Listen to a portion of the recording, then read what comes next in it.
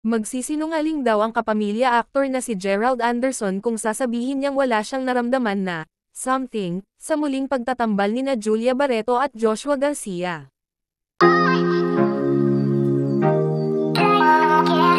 Marami kasi ang curious malaman kung anong naging feeling ni Gerald na successful sa takilya ang balik-tambalan ng kanyang girlfriend na si Julia at ex-jowa nitong si Joshua Garcia.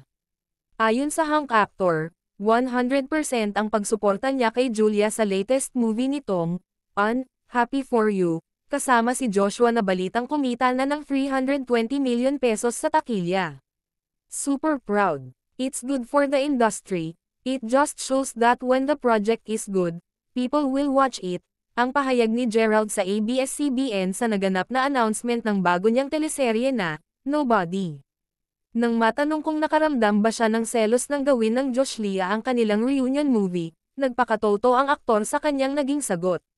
Ganito lang yun, if walang feelings, siguro medyo weird yun, right?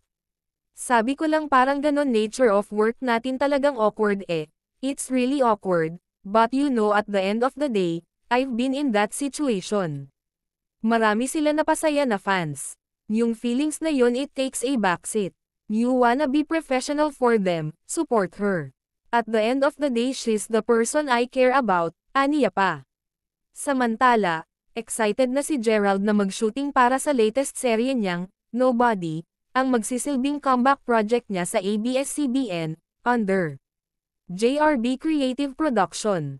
2 taon ding hindi napanood si Gerald ng mga kapamilya viewers kaya sigurado ngayon pa lang ay abangers na ang kanyang mga supporters sa pagbabalik niya sa primetime.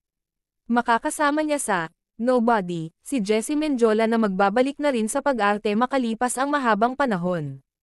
Ito'y mula sa direksyon ni Benedict Mick na siya ring nag-direct ng hit Netflix movie na Lolo and the Kid.